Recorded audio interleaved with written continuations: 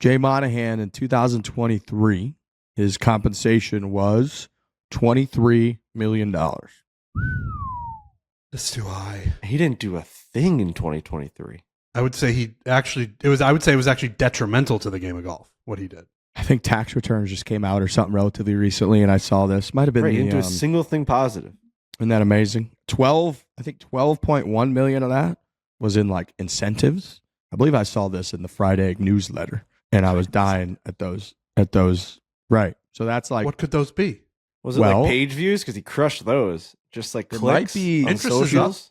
It might be, yeah. He might be like his contract might be based on like a PIP type system. Might be part of his incentives, and then it might be right. Like if purses, he might have had little benchmarks that he had hit. Like if average purse on tour reaches a number, which it did, then like he got all these things unlocked. Because the more you think about it, like they're playing for way more money and all this stuff, that even though the reason that occurred might not have been what, when his contract was signed, they intended, they kind of got there. Like the purses are outrageous now. They're playing for all these elevated events. The purse is like $25 million. I don't want to have to go back and go through the timeline of everything that's happened, but I do think now, being a couple of years into this thing, if you went back, like hindsight's obviously 2020, and we're all like, this guy was horrible. He's the worst leader of an organization of all time. He's up from the beginning to the end, specifically like pigeoning himself into a corner, saying like, would I ever partner with people that did 9/11? Why don't you ask the families of that? Like really, really set himself up for failure there. But also, like, did we all at the time that Live became a thing think that this guy's only option would be to obviously bend the knee and work with them, right? Like now it looks obvious that he should have done that. But like for any man with any sort of pride in what he thinks he can do and pride in his own organization, of course he was going to take the point that like, we are going to win this battle against the shark, Greg Norman, and all of this outrageous money. Like, of course the oil king is not going to come in here and buy golf from us. And now, like 3 years later, we're like, what a moron that he didn't just do this from the beginning. Like there should have been one huge Saudi Arabian regime that just takes over golf. And like all the fans are like, well, if you don't like that, you don't like Trump. It's like, how did this all become so political? Like, what are we talking about? Like, of course, in the beginning, you didn't think it was going to get to this. And now that was obvious. Like, you have to be able to see both sides of it. Of course, Monahan wanted to win. Of course he did. Imagine he came out from day one and was like, we lose. They'd be like, yeah. The PGA Tour would be like, you're the worst ever.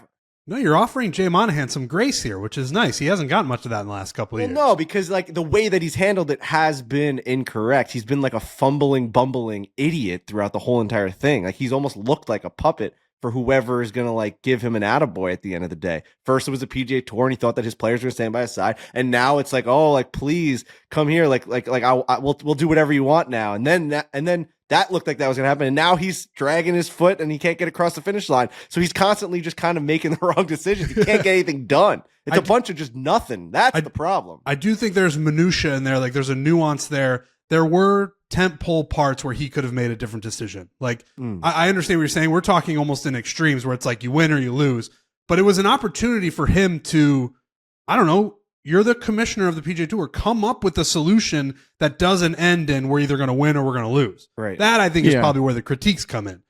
I also think, if he would have never invoked the 9/11 thing, right, I think everything would have come out in terms of the reputation and the vitriol that he received from the public.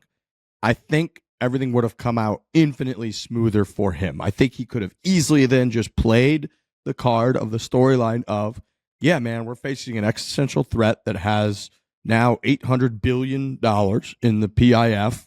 And of course, they're just going to be able to cause our players to leave, and trying to combat that is incredibly difficult. And he should have realized, if you're making $23 million, I'm never one of these guys that's like, I can't believe this commissioner or this CEO or whatever is getting paid that much. If your company, organization, operation that you run is continuing to strive and make more and more money and grow at a very impressive rate, then it's clearly worth it. You deserve that.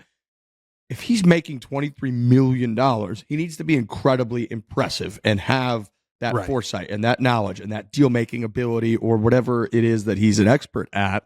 And I think that he should have had that foresight to know that if you're desperate enough that you're going to invoke the 9/11 thing, which is the ultimate morality card, then he should have realized that he's so desperate that obviously he's eventually going to run out of time and have to do something that's going to make him look like the biggest hypocrite of all time. And being a hypocrite on just simple business stuff, and you could just always go back to like, I was trying to defend the tour as best I could, you can get away with. But when you go to the extreme of invoking the worst thing that's ever happened on American soil, or one of them, that is still so fresh that it reaches another level of emotions and feelings, and then you go back on that and partner with the same people that you were trying to invoke 9/11 for, claiming they're the worst people ever, it really just makes it hard for anyone to carry an impressive reputation in their own mind of you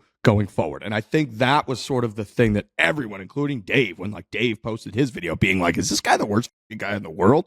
He just wouldn't have done that, and he would have had the foresight to see that it was going to always end in a way where they're going to have to partner, then that, I think, is what somebody that makes $23 million we should expect out of them. But instead, That's right.